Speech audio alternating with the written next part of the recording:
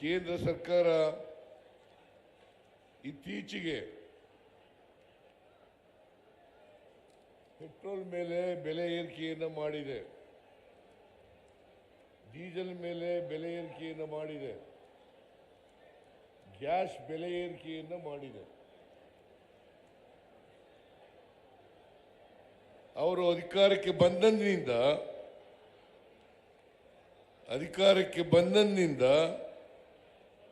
ಕಳೆದ 11 ವರ್ಷಗಳಲ್ಲಿ petrol, diesel, gas ಇವುಗಳ ಬೆಲೆಗಳನ್ನು ಏರಿಸುತ್ತಲೇ ಬಂದಿದ್ದಾರೆ. ಮಾನ್ಯ ಸುರ್ಜೇವಾಲಾ ಅವರು 2013-14ರಲ್ಲಿ ಮನಮೋಹನ್ ಸಿಂಗ್ ಅವರು ಪ್ರಧಾನಮಂತ್ರಿಯಾಗಿದ್ದಾಗ ಅವತ್ತು ಪೆಟ್ರೋಲ್, ಡೀಸೆಲ್, ಗ್ಯಾಸ್ ಬೆಲೆ ಎಷ್ಟಿತ್ತು, ಇವತ್ತು ಎಷ್ಟಾಗಿದೆ ಅನ್ನೋದ್ರ ಬಗ್ಗೆ ಪ್ರಸ್ತಾಪ ಮಾಡಿದ್ದಾರೆ. ಮತ್ತೆ ₹2 ಪೆಟ್ರೋಲ್ ಮೇಲೆ ಏರಿಸಿದ್ರೆ, ಟ್ಯಾಕ್ಸ್ ಅನ್ನ ಏರಿಸಿದ್ರೆ, ಡೀಸೆಲ್ ಮೇಲೆ ₹2 ಟ್ಯಾಕ್ಸ್ ಅನ್ನ ಏರಿಸಿದ್ರೆ, ₹50 ಗ್ಯಾಸ್ ಸಿಲಿಂಡರ್ ಮೇಲೆ ಪ್ರತಿ ಸಿಲಿಂಡರ್ ಮೇಲೆ ಏರಿಕೆ ಮಾಡಿದ್ರೆ ಎಷ್ಟು ದುಡ್ಡನ್ನ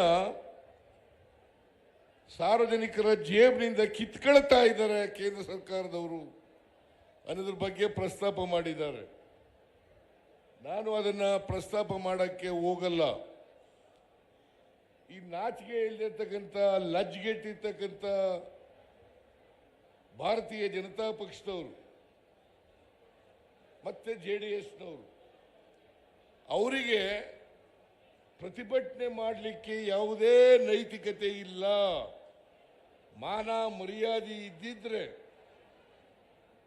ಅವರು ಪ್ರತಿಭಟನೆಯನ್ನು ಮಾಡ್ತಾ ಇರಲಿಲ್ಲ, ನಾಚಿಕೊಂಡು ಮನೇಲಿ ಕೂತಿರ್ಬೇಕಾಗಿತ್ತು. ಇವರು ಪೆಟ್ರೋಲ್, ಡೀಸೆಲ್, ಗ್ಯಾಸ್ ಬೆಲೆಯನ್ನು ಏರಿಸಿದ್ರಿಂದ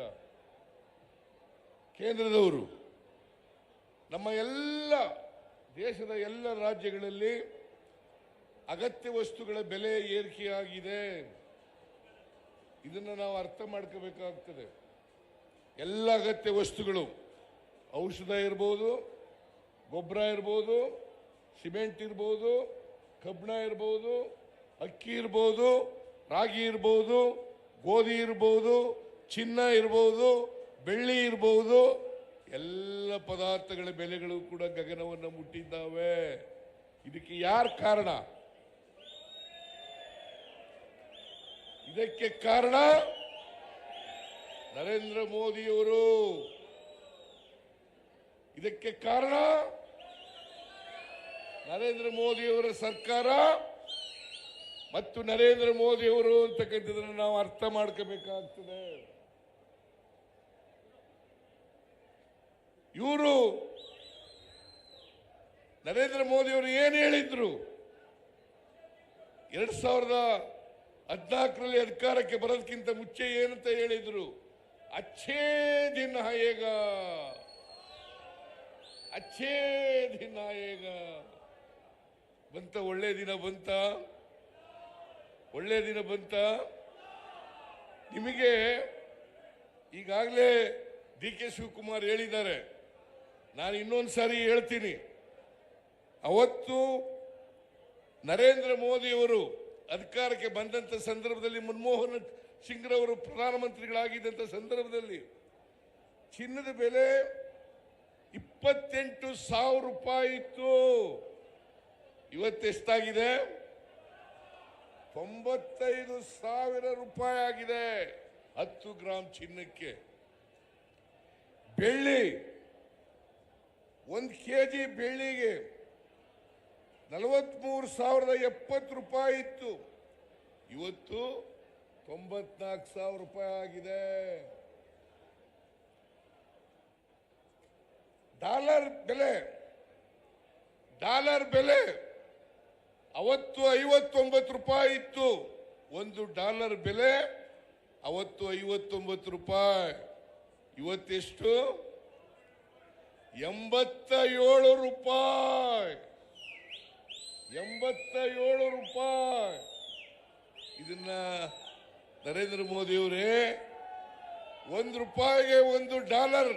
$1ಗೆ $1 ಮಾಡ್ತೀನಿ ಅಂತೇಳಿ ಅಧಿಕಾರಕ್ಕೆ ಬಂದಂತ ನೀವು ಇವತ್ತು 59 ರೂಪಾಯಿ ಇದ್ದದ್ದು $1ಗೆ 87 ರೂಪಾಯಿ ಆಗಿದೆ.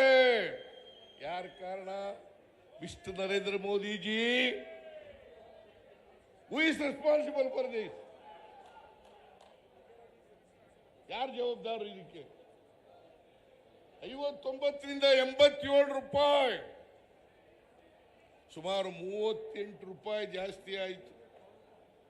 ಇದು ಬಡವರನ್ನ ರಕ್ತ ಕುಡಿತಕ್ಕಂಥ ಕೆಲಸ ಅಲ್ವಾ? ರಕ್ತ ಈರ್ತಕ್ಕಂಥ ಕೆಲಸ ಅಲ್ವಾ?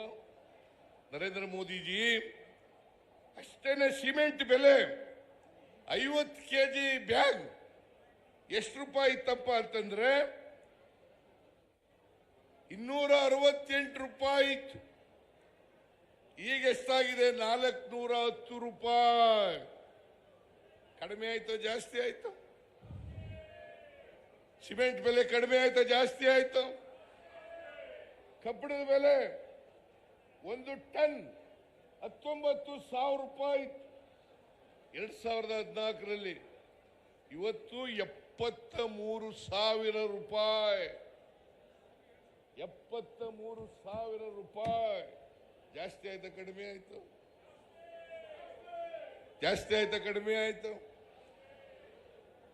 PVC ಪೈಪ್ 60 ರೂಪಾಯಿ ಇದ್ದದ್ದು 150 ರೂಪಾಯಿ ಆಯ್ತು. ಅಮೋನಿಯಂ ಫಾಸ್ಫೇಟ್ ಗೊಬ್ಬರ 50 kg 1,125 ರೂಪಾಯಿ ಇದ್ದದ್ದು 1,350 ರೂಪಾಯಿ ಆಯ್ತು. ಯಾರ ಮೇಲೆ ಹೊರೆ ಇದು?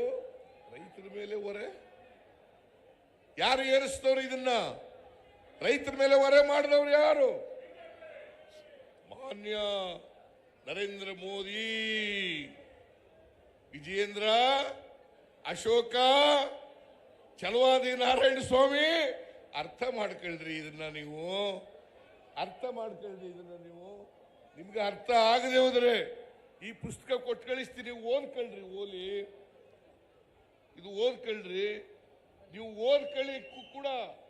ನೀವು ಹೀಗೆ ನರೇಂದ್ರ ಮೋದಿಯವರ ತಪ್ಪು ಆಡಳಿತವನ್ನ ಮರೆಮಾಚಲಿಕ್ಕೆ, ಮುಚ್ಚಾಕ್ಲಿಕ್ಕೆ ನೀವು ಇವತ್ತು ಪ್ರತಿಭಟನೆ ಮಾಡ್ತಾ ಇದ್ದೀರಲ್ಲ. ಆಕ್ರೋಶ, ಜನರ ಆಕ್ರೋಶ ಇವತ್ತು ಬಂದಿಲ್ಲಿ ನೋಡಿ. ಇಲ್ಲಿ ನಿಮ್ಮ ಆಕ್ರೋಶ ಹೆಂಗಿದೆ ಅಂತಕ್ಕಂಥದನ್ನ ಅವ್ರು ಅರ್ಥ ಮಾಡ್ಕೋಬೇಕಾಗ್ತದೆ. ನಿಮ್ಗೆ ಆಕ್ರೋಶ ಇದೆಯೇ ಇಲ್ವಾ?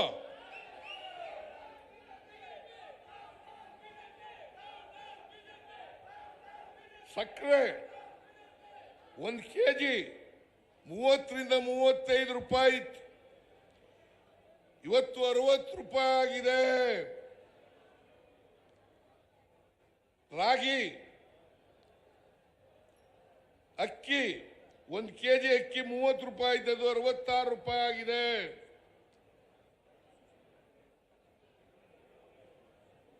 ರಾಗಿ 1 kgಗೆ 20 ರೂಪಾಯಿ ಇದ್ದದ್ದು 65 ರೂಪಾಯಿ ಆಗಿದೆ. ಉಪ್ಪು 1 kg ಉಪ್ಪು 7 ರೂಪಾಯಿ ಇದ್ದದ್ದು 22 ರೂಪಾಯಿ ಆಗಿದೆ. ಟೀ 250 ಗ್ರಾಮ್ಸ್ 95 ಇದ್ದದ್ದು 135 ರೂಪಾಯಿ ಆಗಿದೆ. ಯಾಕಾಯ್ತು? Narendra Modi, please explain to the people of this country. Explain ಮಾಡಬೇಕಲ್ಲ. ಸುಮ್ಮನೆ ಬೂಟಾಟಿಕೆ ಮಾಡ್ತೀರಾ? अच्छे दिन कहाँ गया? ಎಲ್ರಿ ಹೋಯ್ತು? अच्छे दिन आएंगे, अच्छे दिन आएंगे. ಎಲ್ಲಪ್ಪ?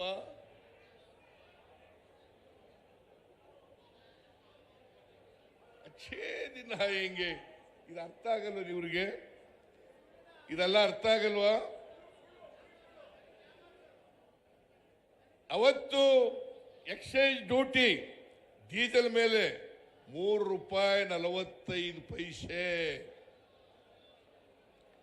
ಇದನ್ನ 32 ರೂಪಾಯಿ 34 ರೂಪಾಯಿ 82 ಪೈಸೆಗೆ ಏರಿಸ್ತವ್ರು ಯಾರು? ಅದು ಏನು ಎಂತ ಸಂದರ್ಭದಲ್ಲಿ ಏರಿಸಿದ್ರು ಗೊತ್ತಾ? ಕೊರೋನಾ ಬಂದಿತ್ತು ದೇಶದಲ್ಲಿ. ಕೊರೋನಾ ಬಂದಂತ ಸಂದರ್ಭದಲ್ಲಿ ಬೆಲೆ ಎಲ್ಲ ಏರಿಕೆ ಮಾಡಿಬಿಟ್ರು. ಗ್ಯಾಸ್ ಬೆಲೆ ಏರಿಕೆ ಮಾಡಿಬಿಟ್ರು. 416 ರೂಪಾಯಿ ಇತ್ತು ಮನಮೋಹನ್ ಸಿಂಗ್ ಅವರು ಇರುವಾಗ. ಒಂದು ಗ್ಯಾಸ್ ಸಿಲಿಂಡರ್ ಬೆಲೆ 416 ರೂಪಾಯಿ ಇತ್ತು. 2022ರಲ್ಲಿ 1079 ರೂಪಾಯಿ ಆಗೋಯ್ತಲ್ಲ. ನರೇಂದ್ರ ಮೋದಿಜಿ, ನೀವು ಬಡವರ ಬಗ್ಗೆ ಮಾತನಾಡ್ತಕ್ಕಂಥದ್ದು, ಸಾಮಾನ್ಯ ಜನರ ಬಗ್ಗೆ ಮಾತನಾಡ್ತಕ್ಕಂಥದ್ದು, ಸಬ್ಸಿಡಿ ಯಾಕೆ ತೆಗೆದಾಕಿದ್ರಿ? ಗ್ಯಾಸ್ ಸಬ್ಸಿಡಿ ಯಾಕೆ ತೆಗೆದಾಕಿದ್ರಿ? ಯಾಕೆ ಅದನ್ನು ಕಡಿಮೆ ಮಾಡಿದ್ರಿ? ಮನಮೋಹನ್ ಸಿಂಗ್ ಅವರು ಇರುವಾಗ ಗ್ಯಾಸ್ಗೆ ಸಬ್ಸಿಡಿ ಕೊಡ್ತಾ ಇದ್ರು, ಅದರಿಂದ ಬೆಲೆ ಎಲ್ಲ ಕಡಿಮೆ ಆಗಿತ್ತು. ಇವತ್ತು ಕಡಿಮೆ ಮಾಡಿದ್ರಿ. ಜನರ ಒತ್ತಡಕ್ಕೆ ಬಣದು ಚುನಾವಣೆ ಇದೆ ಅಂತೇಳಿ, ಕಳೆದ ಲೋಕಸಭಾ ಚುನಾವಣೆ ಇದೆ ಅಂತೇಳಿ ಕಡಿಮೆ ಮಾಡಿದ್ರಿ. ಆದರೂ ಕೂಡ 855 ರೂಪಾಯಿ ಇವತ್ತು ಗ್ಯಾಸ್ ಬೆಲೆ. ಎಷ್ಟು? 855 ರೂಪಾಯಿ ಗ್ಯಾಸ್ ಬೆಲೆ. ಇದು ಕಡಿಮೆ ಮಾಡಿದ್ಮೇಲೂ ಕೂಡ 50 ರೂಪಾಯಿ ಹೆಚ್ಚು ಮಾಡಿದ್ದೀರಲ್ಲ. ಮತ್ತೆ ಇದನ್ನ ನೀವೆಲ್ಲ ಸಿಮೆಂಟ್ ಬೆಲೆ, ಗೊಬ್ಬರದ ಬೆಲೆ, ಔಷಧಿ ಬೆಲೆ ಇವೆಲ್ಲ ಏರ್ಕಬೇಕಾದ್ರೆ ಯಾಕೆ ಸುಮ್ಮನೆ ಏರ್ಕತ್ತವ? ಅಕ್ಕಿ ಬೆಲೆ, ಗೋಧಿ ಬೆಲೆ, ರಾಗಿ ಬೆಲೆ ಇವೆಲ್ಲ ಏರ್ಕಬೇಕಾದ್ರೆ ಡೀಸೆಲ್ ಬೆಲೆ ಏರಿಕೆ ಆದ್ರಿಂದ ಏರಿಕೆ ಆಗಿದೆ. ನಾವು ಇವತ್ತು ಪ್ರತಿ ವರ್ಷ ಗ್ಯಾರಂಟಿ ಯೋಜನೆಗಳಿಗೆ ಕಳೆದ 24-25ರಲ್ಲಿ 52,008 ಕೋಟಿ ರೂಪಾಯಿಗಳನ್ನು ಇಟ್ಟಿದ್ದು. ಗ್ಯಾರಂಟಿ ಯೋಜನೆಗಳಿಗೆ 52,008 ಕೋಟಿ. ಈ ವರ್ಷ 50,018 ಕೋಟಿ ರೂಪಾಯಿಗಳನ್ನು ಇಟ್ಟಿದ್ದೇವೆ. ಏನು ಉತ್ಪಾದನೆ ಆಗುತ್ತಾ? ತೆರಿಗೆ ಬೆಲೆ, ಆಹಾರ ಪದಾರ್ಥಗಳ ಬೆಲೆ ಎಲ್ಲ ಏರಿಸ್ಬಿಟ್ಟು ನೀವು ಎಲ್ಲೋ ಹೋಗ್ಬೇಕು. ನಾವು ಕಳೆದ ವರ್ಷ ಬಜೆಟ್ ಇದ್ದದ್ದು 4,71,000 ಕೋಟಿ. ಅವ್ರು ಹೇಳ್ತಾರೆ, ಬಿಜೆಪಿಯವರು, ಸಿದ್ದರಾಮಯ್ಯನವರ ಸರ್ಕಾರ ದಿವಾಳಿ ಆಗ್ಬಿಟ್ಟಿದೆ, ಗ್ಯಾರಂಟಿ ಯೋಜನೆಗಳನ್ನ ಜಾರಿ ಮಾಡಿಬಿಟ್ಟು ದಿವಾಳಿ ಆಗ್ಬಿಟ್ಟಿದೆ, ಅಭಿವೃದ್ಧಿ ಕೆಲಸಗಳಿಗೆ ದುಡ್ಡಿಲ್ಲ. ನಾನು ಕೇಳ್ತೀನಿ, ನಾ 3,71,000ದಿಂದ 4,09,000 ಕೋಟಿಗೆ ಬಜೆಟ್ ಗಾತ್ರ ಜಾಸ್ತಿ ಆಗಿದ್ರೆ ಸುಮಾರು 38,000 ಕೋಟಿ ಜಾಸ್ತಿ ಆಗಿದ್ರೆ ದಿವಾಳಿ ಆಗಿರ್ತಕ್ಕಂಥ ಸರ್ಕಾರದಲ್ಲಿ ಮಾಡ್ಲಿಕ್ಕೆ ಸಾಧ್ಯನಾ? ಯಾವುದೋ ಆರ್ಥಿಕವಾಗಿ ದಿವಾಳಿ ಆಗಿದೆ, ಆ ಸರ್ಕಾರ ಮಾಡಲಿಕ್ಕೆ ಸಾಧ್ಯ ಇಲ್ಲ. ಈ ವರ್ಷ ಬರೀ MLAಗಳಿಗೆ, MLCಗಳಿಗೆ ಅಭಿವೃದ್ಧಿಗೆ ಹಣ ಕೊಡಬೇಕು ಅಂತೇಳಿ 8,000 ಕೋಟಿ ರೂಪಾಯಿಗಳನ್ನ ತೆಗೆದಿಟ್ಟಿದ್ದೇವೆ. ಬಜೆಟ್ನಲ್ಲಿ 8,000 ಕೋಟಿ ರೂಪಾಯಿಗಳನ್ನ ನಾವು ಕಳೆದ ವರ್ಷ 24-25ರಲ್ಲಿ ಖರ್ಚು ಮಾಡಿದ್ದಂತ ಹಣ ಕ್ಯಾಪಿಟಲ್ ಎಕ್ಸ್ಪೆಂಡಿಚರ್. ಸ್ವಲ್ಪ MLAಗಳೆಲ್ಲ ಕೇಳಬೇಕು ಈ ಕಡೆ. ರೇ MLAಗಳೆಲ್ಲ ಕೇಳ್ರಿ ಈ ಕಡೆ.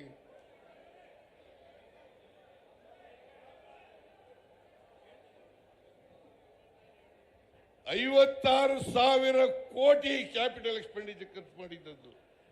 ನಾವು ಈ ವರ್ಷ ಖರ್ಚು ಮಾಡ್ತಾ ಇರ್ತಕ್ಕಂಥದ್ದು 83,000 ಕೋಟಿ.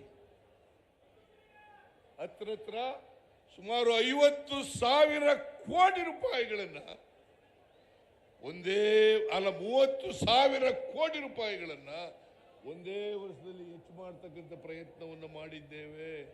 ದಿವಾಳಿ ಆಗಿದೆಯಾ? ಆರ್ಥಿಕವಾಗಿ ದಿವಾಳಿ ಆಗಿದೆಯಾ? ಯಾಕೆ ನಾನು ಕೂತ್ಕೊಳ್ರಿ ಇವನೇ ಕೂತು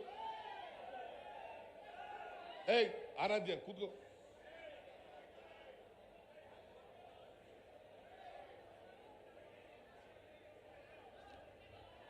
ಇದು ತಿಳ್ಕೋಬೇಕು. ಯಾಕಂತಂದ್ರೆ ನೀವೆಲ್ಲ ಹೇಳ್ಬೇಕು, ಪ್ರತಿಯೊಬ್ಬರು ಕೂಡ ಇದನ್ನು ತಿಳ್ಕೋಬೇಕು. ನೀವೆಲ್ಲರಿಗೂ ಜನರಿಗೆ ಹೇಳ್ಬೇಕು. ಯಾವುದೇ ಕಾರಣಕ್ಕೆ ನಾವು ಸ್ವಲ್ಪ ಬೆಲೆ ಹೆಚ್ಚು ಮಾಡಿದ್ರೆ ಅದು ಕೇಂದ್ರ ಸರ್ಕಾರದ ಜವಾಬ್ದಾರಿ ಇಲ್ಲದೇ ಇರೋದ್ರಿಂದ, ಅವರು ಯದ್ವಾತತ್ವ ಬೆಲೆಗಳನ್ನು ಏರಿಸೋದ್ರಿಂದ ಎಲ್ಲ ಇಡೀ ದೇಶದಲ್ಲಿ ಆಹಾರ ಪದಾರ್ಥಗಳು, ಗ್ಯಾಸು, ಪೆಟ್ರೋಲು, ಡೀಸೆಲ್ಲು ಹೆಚ್ಚಾಗಬೇಕಾದ್ರೆ ನರೇಂದ್ರ ಮೋದಿಯವರು ಕಾರಣ. ನರೇಂದ್ರ ಮೋದಿಯವರು ಕಾರಣ, ಬಿಜೆಪಿಯವರು ಕಾರಣ. ಬಿಜೆಪಿಯವರಿಗೆ ಯಾವುದೇ ನೈತಿಕ ಹಕ್ಕಿಲ್ಲ. ನಮ್ಮ ಮೇಲೆ ವಿರೋಧ ಮಾಡಲಿಕ್ಕೆ ನೈತಿಕ ಹಕ್ಕಿಲ್ಲ. ಈಗ ನಾವು 4 ರೂಪಾಯಿ ಹಾಲಿಗೆ ಜಾಸ್ತಿ ಮಾಡೋದು ಸರ್ಕಾರಕ್ಕೆ ಬಂತದು, ಸರ್ಕಾರಕ್ಕೆ ಬಂದಿದೆಯಾ? 4 ರೂಪಾಯಿ ನೇರವಾಗಿ ರೈತರಿಗೆ ಹೋಗಿದೆ. ನೇರವಾಗಿ ರೈತರಿಗೆ ಹೋಗಿದೆ. ನಮ್ಗೆಲ್ಲಿದೆ ಬೆಲೆ? ಅನೇಕ ಜನ ರೈತರು ನಾವು ಹೋದ ಕಡೆ ಎಲ್ಲ ಹಾಲಿನ ಬೆಲೆ ಹೆಚ್ಚು ಮಾಡಿ, ಹಾಲಿನ ಬೆಲೆ ಹೆಚ್ಚು ಮಾಡಿ ಅಂತ ಕೇಳ್ತಾ ಇದ್ರು. ಕೊಂಡ್ಕೊಳ್ತಕ್ಕಂಥ ಬೆಲೆ ಏನು ಹೆಚ್ಚು ಮಾಡಿ ಅಂತ ಕೇಳ್ಕೊತಾ ಇದ್ರು. ಅವರು 5 ರೂಪಾಯಿ ಹೆಚ್ಚು ಮಾಡಬೇಕು, ಆದರೂ ಕೂಡ ಬೇರೆ ರಾಜ್ಯಗಳಿಗಿಂತ ಕಡಿಮೆ ಇದೆ. ನಮ್ಮಲ್ಲಿ ಮಾರಾಟದ ಬೆಲೆ ಇದೆಯಲ್ಲ ಹಾಲಿಂದು, ಈಗ 46 ರೂಪಾಯಿ ಆಗಿದೆ. ಬೇರೆ ರಾಜ್ಯಗಳಲ್ಲಿ ಆಂಧ್ರದಲ್ಲಿ 60 ರೂಪಾಯಿ ಇದೆ, ಗುಜರಾತ್ನಲ್ಲಿ 55 ರೂಪಾಯಿ ಇದೆ. ಅಲ್ಲ, ಗುಜರಾತ್ನಲ್ಲಿ 52 ರೂಪಾಯಿ ಇದೆ. ಅಮೂಲ್ 52 ರೂಪಾಯಿ, ನಮ್ದು 46 ರೂಪಾಯಿ. ಆಂಧ್ರದಲ್ಲಿ 60 ರೂಪಾಯಿ, ಹರಿಯಾಣದಲ್ಲಿ 56 ರೂಪಾಯಿ, ತೆಲಂಗಾಣದಲ್ಲಿ 55 ರೂಪಾಯಿ, ಮಹಾರಾಷ್ಟ್ರದಲ್ಲಿ 52 ರೂಪಾಯಿ, 53 ರೂಪಾಯಿ, ಮಹಾರಾಷ್ಟ್ರದಲ್ಲಿ 53 ರೂಪಾಯಿ. ನಮ್ಮದು ಕಡಿಮೆನೋ ಜಾಸ್ತಿನೋ? ಮಾರಾಟದ ಬೆಲೆಗಿಂತ ಕಡಿಮೆ ಇಲ್ಲ. ಮತ್ತು ವಾಟ್ ರೈಟ್ ದೇ ಹ್ಯಾವ್? ಇವರು ರೈತರ ವಿರೋಧಿಗಳು. ರೈತರು ಹಾಲಿನ ಬೆಲೆ ಹೆಚ್ಚು ಮಾಡಿ ಅಂತ ಹೇಳಿ ಡಿಮ್ಯಾಂಡ್ ಮಾಡಿದಾಗ ನಮ್ಮ ಸರ್ಕಾರ ಸ್ಪಂದನೆ ಮಾಡಿದೆ. ನಾವು 4 ರೂಪಾಯಿ ಹೆಚ್ಚು ಮಾಡಿದ್ದೀವಿ, ಅದು ಮಾರಾಟದ ಬೆಲೆ ಹೆಚ್ಚು ಮಾಡಿದ್ದೀವಿ. ಅದು ಮಾರಾಟದ ಬೆಲೆಯನ್ನು ನೇರವಾಗಿ 4 ರೂಪಾಯಿ ಹೆಚ್ಚು ಮಾಡಿದ್ದೀವಲ್ಲ, ಅದನ್ನ ರೈತರಿಗೆ ಕೊಡ್ತಾ ಇದ್ದೀವಿ. ಇವತ್ತು 5 ರೂಪಾಯಿ ಸಬ್ಸಿಡಿ ಕೊಡ್ತಾ ಇದ್ದೀವಿ ನಾವು. ಅದನ್ನು ಮುಂದಿನ ದಿನಗಳಲ್ಲಿ 7 ರೂಪಾಯಿ ಮಾಡ್ತೀವಿ.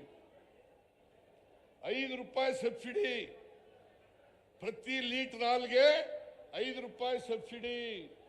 ಯಾವ ರಾಜ್ಯ ಕೊಡ್ತಾ ಇದೆ? ಬಿಜೆಪಿ ಸರ್ಕಾರದಲ್ಲಿ ಇರೋ ರಾಜ್ಯಗಳಲ್ಲಿ ಕೊಡ್ತಾ ಇದ್ದಾರ? ಇದನ್ನೇನು ಕೇಂದ್ರ ಸರ್ಕಾರ ಕೊಡ್ತದೆ ನಮಗೆ? ನಾವು ಪ್ರತಿ ವರ್ಷ 4.5 ಲಕ್ಷದಿಂದ 5 ಲಕ್ಷ ಕೋಟಿ ರೂಪಾಯಿಗಳನ್ನ ಕೇಂದ್ರ ಸರ್ಕಾರಕ್ಕೆ ಕೊಡ್ತೀವಿ. 4.5 ಲಕ್ಷದಿಂದ 5 ಲಕ್ಷ ಕೋಟಿ ರೂಪಾಯಿಗಳನ್ನ ಕೇಂದ್ರಕ್ಕೆ ಕೊಡ್ತಾ ಇದ್ದೀವಿ. ನಮ್ಗೆ ವಾಪಸ್ ಎಷ್ಟಪ್ಪ ಬರ್ತದೆ ಗೊತ್ತಾ ನಿಮಗೆ? ಕೊನ್ರೆಡ್ಡಿ 60,000. ನಮ್ಮಿಂದ ಕಲೆಕ್ಟ್ ಆಗೋದು ತೆರಿಗೆ ಎಷ್ಟು? 4.5 ಲಕ್ಷ. ವಾಪಸ್ ಬರೋದು 60,000. ನ್ಯಾಯನ ಇದು? ನ್ಯಾಯನ ಹೇಳಿ ನೀವೇ, ಇದು ನ್ಯಾಯನ? ಇದು ಹೇಳ್ಬೇಕ ಬೇಡ? ಇದನ್ನ ಕೇಳಿದ್ರೆ ಕೋಪ, ನನ್ನ ಮೇಲೆ ಕೇಸ್ ಹಾಕೋದು. ಹೆರಾಲ್ಡ್ ಪತ್ರಿಕೆ, ನ್ಯಾಷನಲ್ ಹೆರಾಲ್ಡ್ ಪತ್ರಿಕೆ 1937ನೇ ಇಸ್ವಿನಲ್ಲಿ ನೆಹರೂರವರು ಸ್ಥಾಪನೆ ಮಾಡಿದ್ದು. ಅವತ್ತು ಸ್ವಾತಂತ್ರ್ಯ ಹೋರಾಟಕ್ಕೋಸ್ಕರ ಮಾಡದಂತ ಪತ್ರಿಕೆ ಇದು. ಅವರು ಇವತ್ತು ಸೋನಿಯಾ ಗಾಂಧಿ ಮೇಲೆ, ರಾಹುಲ್ ಗಾಂಧಿ ಮೇಲೆ ಕೇಸ್ ಹಾಕ್ತಕ್ಕಂಥದ್ದು ಯಾವ ನ್ಯಾಯ? ಯಾವ ನ್ಯಾಯ ಇದು? ಯಾವ ನ್ಯಾಯ? ಇನ್ನು ನೀವು ಅನ್ಯಾಯ ಮಾಡ್ತಾ ಇದ್ದೀರಿ ಸಾಮಾನ್ಯ ಜನರಿಗೆ, ಬಡವರಿಗೆ ಅನ್ಯಾಯ ಮಾಡ್ತಾ ಇದ್ದೀರಿ ನೀವು. ಮೋದಿಯವರು ಅಂಬಾನಿ ಅದಾನಿಗಳಿಗೆ ಸಹಾಯ ಮಾಡ್ತಾ ಇದ್ದೀರಿ ಅಂತ ಕೇಳಿದ್ರೆ ನಮ್ಮ ಮೇಲೆ ಕೇಸ್ ಹಾಕೋದು. ಇಡಿ ಉಪಯೋಗಿಸೋದು, ಸಿಬಿಐ ಉಪಯೋಗಿಸೋದು, ಇನ್ಕಮ್ ಟ್ಯಾಕ್ಸ್ನವರು ಉಪಯೋಗಿಸೋದು, ಥರ ನಾನು ಯಾವಾಗಲೂ ಕೂಡ ನನ್ನ ರಾಜಕೀಯ ಜೀವನದಲ್ಲಿ ಯಾರು ನೋಡಿರಲಿಲ್ಲ, ರಾಜಕೀಯ ಜೀವನದಲ್ಲಿ ನೋಡಿರಲಿಲ್ಲ. ಇದನ್ನ ನೀವು ಅನ್ಯಾಯ ಮಾಡಿ ಯಾರ್ಯಾರು ನಿಮ್ಮನ್ನ ಬೈತಾರೆ, ಯಾರು ನಿಮ್ಮನ್ನ ಟೀಕೆ ಮಾಡ್ತಾರೆ, ಯಾರು ಕೇಂದ್ರ ಸರ್ಕಾರವನ್ನು ವಿರೋಧ ಮಾಡ್ತಾರೆ, ಅವರೆಲ್ಲರ ಮೇಲೂ ಕೇಸ್ ಹಾಕ್ತಿರಲ್ಲ. ನಾಚಿಕೆ ಆಗಲ್ಲ ನಿಮಗೆ? ನಾಚಿಕೆ ಆಗಲ್ಲ ನಿಮಗೆ? ರಾಹುಲ್ ಗಾಂಧಿ ಏನ್ ತಪ್ಪು ಮಾಡಿದ್ರು? ಸೋನಿಯಾ ಗಾಂಧಿ ಏನ್ ತಪ್ಪು ಮಾಡಿದ್ರು? ನ್ಯಾಷನಲ್ ಹೆರಾಲ್ಡ್ ಪತ್ರಿಕೆಯಲ್ಲಿ ಏನ್ ತಪ್ಪು ಮಾಡಿದ್ರು? ಅದರಲ್ಲಿ ಚಾರ್ಜ್ ಶೀಟ್ ಹಾಕಿದಿರಲ್ಲ, ಇಡಿ ಅವರು ಚಾರ್ಜ್ ಶೀಟ್ ಹಾಕಿದಿರಲ್ಲ. ಅದಕ್ಕೆ ಹೋರಾಟ ಮಾಡಬೇಕೋ ಬೇಡ ನಾವು?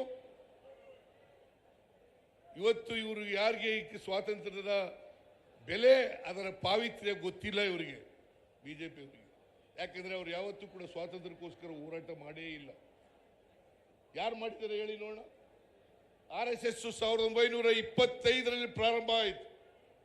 ಎಷ್ಟು ಜನ ಜೈಲಿಗೆ ಹೋಗಿದ್ರು RSS ನಾಯಕರುಗಳು? ಏನೋ ಉಗ್ರಪ್ಪ ಒಬ್ಬರು ಹೋಗಿದಾರ? ನೀವೊಬ್ಬ ಹೋಗಿದ್ಯಾ? ನೀನು RSS ನಲ್ಲಿ ಇದ್ದವನು. ಅದು RSS ಬಿಟ್ಟು ಬಂದ ಮೇಲೆ ಸದ್ಯ ಜಲ್ದಿ ಬಿಟ್ಟು ಬಂದ್ಬಿಟ್ಟಿದೆ, ಹುಡುಗನಾಗಿದ್ದಾಗಲೇ ನೀನು. ಇದೇ ಜೈಲಿನಲ್ಲಿ ಇದ್ದೆ ನೀನು. ಇದು RSS ನವರು ಯಾರು ಜೈಲಿಗೆ ಹೋಗಿಲ್ಲ, ಸ್ವಾತಂತ್ರ್ಯ ಹೋರಾಟದಲ್ಲಿ ಭಾಗವಹಿಸಿಲ್ಲ. ಅದಕ್ಕೋಸ್ಕರ ಸ್ವಾತಂತ್ರ್ಯದ ಬೆಲೆ ಏನು ಅಂತ ಗೊತ್ತಿಲ್ಲ ಅವರಿಗೆ. ಎಷ್ಟು ವರ್ಷ ಉಗ್ರಪ್ಪ ನಮ್ಮ ರಾಷ್ಟ್ರೀಯ ಧ್ವಜ ಆರಿಸಿರಲಿಲ್ಲ ಅವ್ರ RSS ಮಾಡೇ ಇರಲಿಲ್ಲ. ಇವರಿಗೆ ರಾಷ್ಟ್ರೀಯತೆ ಬಗ್ಗೆ, ದೇಶಭಕ್ತಿ ಬಗ್ಗೆ ಮಾತಾಡಲಿಕ್ಕೆ ಯಾವ ಹಕ್ಕಿದೆ? ಯಾವ ಹಕ್ಕಿದೆ ಇವರಿಗೆ? ದಯಮಾಡಿ ನಮ್ಮ ಎಲ್ಲ ಕಾರ್ಯಕರ್ತರು ಕೂಡ ಸೈನಿಕರಂತೆ ಮತ್ತೆ ಸ್ವಾತಂತ್ರ್ಯ ಹೋರಾಟಗಾರರಂತೆ ತಯಾರಾಗಬೇಕು. ಇನ್ನೊಂದು ಸ್ವಾತಂತ್ರ್ಯ ಹೋರಾಟವನ್ನು ಈ ದೇಶದಲ್ಲಿ ಮಾಡಲೇಬೇಕು.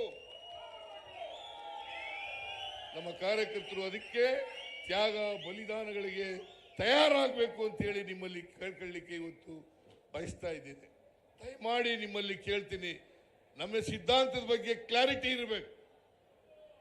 One must have clarity. What is your ideology? ನಮ್ಮ ಐಡಿಯಾಲಜಿ ಬಗ್ಗೆ ಕ್ಲಾರಿಟಿ ಇರಬೇಕು. ಆ ಕ್ಲಾರಿಟಿ ಇದ್ದಾಗ ಮಾತ್ರ ನೀವು ಸ್ಪಷ್ಟತೆಯನ್ನು ತಳ್ಕೊಳ್ಳಿಕ್ಕೆ ಸಾಧ್ಯತೆ ಆಗ್ತದೆ. ಇಲ್ಲದೆ ಹೋದರೆ ಸ್ಪಷ್ಟತೆ ಇರೋದಿಲ್ಲ. ಬಿಜೆಪಿ, JDS, ಕಾಂಗ್ರೆಸ್ ಇವುಗಳ ಮಧ್ಯೆ ಇರ್ತಕ್ಕಂಥ ವ್ಯತ್ಯಾಸ ಗೊತ್ತಾಗಲಿಕ್ಕೆ ಸಾಧ್ಯ ಆಗಲ್ಲ. ಇದನ್ನ ಮಾಡಬೇಕು ಅಂತಕ್ಕಂಥದ್ದು ನಮ್ಮ ಕಾರ್ಯಕರ್ತರಲ್ಲಿ ಮನವಿ. ದಯಮಾಡಿ ಬೀದಿಗಿಳಿದು ಹೋರಾಟ ಮಾಡಿ, ಜಿಲ್ಲಾ ಮಟ್ಟದಲ್ಲಿ ಹೋರಾಟ ಮಾಡಿ, ತಾಲೂಕು ಮಟ್ಟದಲ್ಲಿ ಹೋರಾಟ ಮಾಡಿ. ಎಲ್ಲ ನಾನು ನಮ್ಮ ಮಂತ್ರಿಗಳಿಗೆ ಮನವಿ ಮಾಡ್ಕೊಳ್ತೇನೆ. ಎಲ್ಲ ಕಡೆನೂ ಕೂಡ ಈ ಪುಸ್ತಕಗಳು ಹಂಚಿದೀವಲ್ಲ, ಎಲ್ಲ ಜಿಲ್ಲೆಗಳಿಗೂ ಕೊಟ್ಟಿದ್ದೀವಿ. ನಾವು ಜಿಲ್ಲಾ ಅಧ್ಯಕ್ಷರುಗಳಿಗೆ ಕಳಿಸಿದ್ದೀವಿ, ಮಂತ್ರಿಗಳಿಗೆ ಕಳಿಸಿದ್ದೀವಿ. ಇದನ್ನ ಪ್ರತಿ ಸಭೆಗಳಲ್ಲಿ ಹೇಳ್ತಕ್ಕಂಥ ಧೈರ್ಯವನ್ನು ಮಾಡಿ, ಪ್ರತಿ ಸಭೆಗಳಲ್ಲಿ ಧೈರ್ಯವನ್ನು ಮಾಡಿ. ರಾಜಕೀಯ ಅಂತಂದ್ರೆ ಬರೀ ಶೈಕಾರ ಕೂಗೋದಲ್ಲ, ಜನರಿಗೆ ತಿಳಿಸ್ತಕ್ಕಂಥ ಕೆಲಸವನ್ನು ಮಾಡಬೇಕು, ಜನರಿಗೆ ಖಚಿತವಾದಂಥ ಮಾಹಿತಿಗಳನ್ನು ಕೊಡ್ತಕ್ಕಂಥ ಕೆಲಸವನ್ನು ಮಾಡಬೇಕು. ಇದನ್ನು ಮಾಡಿದಾಗ ಮಾತ್ರ ಇವತ್ತು ಸುರ್ಜೇವಾಲಾ ಅವರು ಬಹಳ ಸ್ಪಷ್ಟವಾಗಿ ಹೇಳಿದ್ದಾರೆ, ನಮಗೆ ಪೆಟ್ರೋಲಿಂದ ಎಷ್ಟು ದುಡ್ಡು ಬರ್ತದೆ, ಅವರಿಗೆ ಕೇಂದ್ರ ಸರ್ಕಾರಕ್ಕೆ ಡೀಸೆಲಿಂದ ಎಷ್ಟು ಬರ್ತದೆ, ಗ್ಯಾಸಿಂದ ಎಷ್ಟು ಬರ್ತದೆ, ಹಿಂದೆ ಎಷ್ಟು ಸಬ್ಸಿಡಿ ಕೊಡ್ತಾ ಇದ್ರು ಗ್ಯಾಸ್ಗೆ, ಈಗ ಎಷ್ಟು ಸಬ್ಸಿಡಿ ಬಂದು ಹಿಡಿದಿದೆ, ಅವನ್ನೆಲ್ಲ ಹೇಳಿದ್ದೀರಿ. ಅವನ್ನೆಲ್ಲ ಜ್ಞಾಪಕ ಇಟ್ಕೊಂಡು ಬರ್ಕೊಂಡು ಅದನ್ನೆಲ್ಲ ಜನರಿಗೆ ತಿಳಿಸ್ತಕ್ಕಂಥ ಕೆಲಸವನ್ನು ಮಾಡಿದ್ರೆ ಬಿಜೆಪಿ ಇರ್ಲಿಕ್ಕೆ ಸಾಧ್ಯನೇ ಇಲ್ಲ. ಬಿಜೆಪಿ ಸುಳ್ಳು ಹೇಳೋ ಪಕ್ಷ. ಸುಳ್ಳು ಸುಳ್ಳು ಸುಳ್ಳೇ ಅವ್ರ ಮನೆ ದೇವರು. RSS, ಬಿಜೆಪಿ, ಹಿಂದೂ ಮಹಾಸಭಾ ಬರೀ ಸುಳ್ಳು ಹೇಳೋದು. ಈಗ ಅಂಬೇಡ್ಕರ್ ಮೇಲೆ ಪ್ರೀತಿ ಬಂದ್ಬಿಟ್ಟಿದೆ ಇದಕ್ಕಿದ್ದಲ್ಲ. ಅಂಬೇಡ್ಕರ್ ಮೇಲೆ ಪ್ರೀತಿ ಬಂದ್ಬಿಟ್ಟಿದೆ. ಅಂಬೇಡ್ಕರನ್ನ ಕಾಂಗ್ರೆಸ್ ಸೋಲ್ಸಿದ್ರು ಅಂತ ಹೇಳ್ತದೆ. ಅಂಬೇಡ್ಕರನ್ನ ಕಾಂಗ್ರೆಸ್ ಸೋಲ್ಸಿದ್ರು. ನಿಜವಾಗಿ ಸೋಲ್ಸಿರೋರು ಅವರೇ ಪತ್ರ ಬರೆದಿದ್ದಾರೆ. ಜನವರಿ 18, 1952 ಇಸ್ವಿ ಅವರು ಒಂದು ಪತ್ರ ಬರೆದಿದ್ದಾರೆ. ಆ ಪತ್ರದಲ್ಲಿ ಏನಂತ ಹೇಳಿದ್ದಾರೆ ಅಂತಂದ್ರೆ, ಅವರ ಕೈ ಅಕ್ಷರದಿಂದ ಬರೆದಿರೋದು, ಸ್ವತಃ ಅವರ ಕೈ ಅಕ್ಷರದಿಂದ ಬರೆದಿರ್ತಕ್ಕಂಥ ಲೆಟರ್. ಅದರಲ್ಲಿ ಏನು ಹೇಳಿದ್ದಾರೆ ಅಂತಂದ್ರೆ, ನನಗೆ ಡಾಂಗೆ ಮತ್ತು ಸಾವರ್ಕರ್ ಸೋಲಿಸಿದ್ರು, ಡಾಂಗೆ ಮತ್ತು ಸಾವರ್ಕರ್ ಸೋಲಿಸಿದ್ರು ಅಂತ ಪತ್ರ ಬರೆದಿದ್ದಾರೆ. ಇದ ಮೇಲೂ ಕೂಡ ಕಾಂಗ್ರೆಸ್ ಸೋಲಿಸಿದ್ರು ಅವ್ರಿಗೆ ಅಂತ ಹೇಳ್ತಾರಲ್ಲ, ನಾಚಿಕೆ ಆಗಬೇಡ. ಸಂವಿಧಾನ ಬರೀಲಿಕ್ಕೆ ಅನುಮತಿ ಕೊಟ್ಟವ್ರು ಯಾರು? ಅಂಬೇಡ್ಕರ್ ಅವರು ಸಂವಿಧಾನ ಬರೀಲಿಕ್ಕೆ ಅವಕಾಶ ಕೊಟ್ಟವರು ಯಾರು? ಕಾಂಗ್ರೆಸ್ ಪಾರ್ಟಿ. ಹಾಗಿದ್ರೆ ಅಂಬೇಡ್ಕರ್ ಮನುಸ್ಮೃತಿ ಯಾಕಪ್ಪ ಸುಟ್ರು? ಹೇಳ್ತಾರ ಮನುಸ್ಮೃತಿ ಯಾಕೆ ಸುಟ್ರು? ಇವರು RSS ಪರ ಇದ್ದಿದ್ರೆ ಮನುಸ್ಮೃತಿ ಸುಡ್ತಿದ್ರ? ಅವರು ಇನ್ನೂ ಒಂದು ಹೆಜ್ಜೆ ಮುಂದೆ ಹೋಗಿ ಹೇಳಿದ್ರು, ನಾನು ಹಿಂದುವಾಗಿ ಹುಟ್ಟುಬಿಟ್ಟಿದ್ದೀನಿ, ಅದು ನನ್ನ ಕೈಲಿರಲಿಲ್ಲ, ನಾನು ಹಿಂದುವಾಗಿ ಸಾಯಲಾರೆ ಅಂತ. ಯಾರು ಹೇಳಿದ್ದು? ಬಾಬಾ ಸಾಹೇಬ್ ಅಂಬೇಡ್ಕರ್. ಹಿಂದುತ್ವ ನಾಚಿಕೆ ಆಗಲ್ಲ ಇವರಿಗೆ? ಮಾನ ಮರ್ಯಾದೆ ಏನಾದ್ರು ಇದೆಯಾ ಇವರಿಗೆ? ಬಂಡ್ರು, ನಾಚಿಗೆಟ್ಟವರು, ಲಜ್ಗೆಟ್ಟವರು. ದಯಮಾಡಿ ಇವ್ರ ಮಾತುಗಳನ್ನು ಕೇಳಬೇಡಿ. ನೀವು ಧೈರ್ಯವಾಗಿ ನಾ ಹೇಳದಂತ ವಿಚಾರಗಳನ್ನ ಜನರ ಮುಂದೆ ಪ್ರಸ್ತಾಪ ಮಾಡಿ. ನಾ ಹೇಳೋದೆಲ್ಲ ಸತ್ಯ. ನಮ್ಮ ಕಾರ್ಯಕರ್ತರು ಸತ್ಯವನ್ನ ಧೈರ್ಯದಿಂದ, ಯಾವುದೇ ಮುಲಾಜಿಲ್ದೇನೆ ಹೇಳ್ತಕ್ಕಂಥ ಕೆಲಸವನ್ನ ನೀವು ಮಾಡಬೇಕು ಅಂತೇಳಿ ಕೇಳ್ಕೊಂಡು, ಇವತ್ತು ಕೇಂದ್ರ ಸರ್ಕಾರ ಮಾಡಿರ್ತಕ್ಕಂಥ ₹2 ಪೆಟ್ರೋಲ್ಗೆ, ₹2 ಡೀಸೆಲ್ಗೆ, ₹50 ಗ್ಯಾಸ್ಗೆ ಅದನ್ನ ಕೂಡಲೇ ವಾಪಸ್ ಪಡ್ಕೋಬೇಕು ಅಂತೇಳಿ ನಾನು ಒತ್ತಾಯವನ್ನ ಮಾಡ್ತೇನೆ. ನೀವು ಮಾಡ್ತೀರಿ ಅಲ್ವಾ? ಎಲ್ಲೆಲ್ಲಿದ್ದೀರಿ ನೀವು ಅಲ್ಲೆಲ್ಲ ಮಾಡಬೇಕು, ಒತ್ತಾಯ ಮಾಡಬೇಕು. ಆ ಕೆಲಸವನ್ನ ಮಾಡಿ ಅಂತೇಳಿ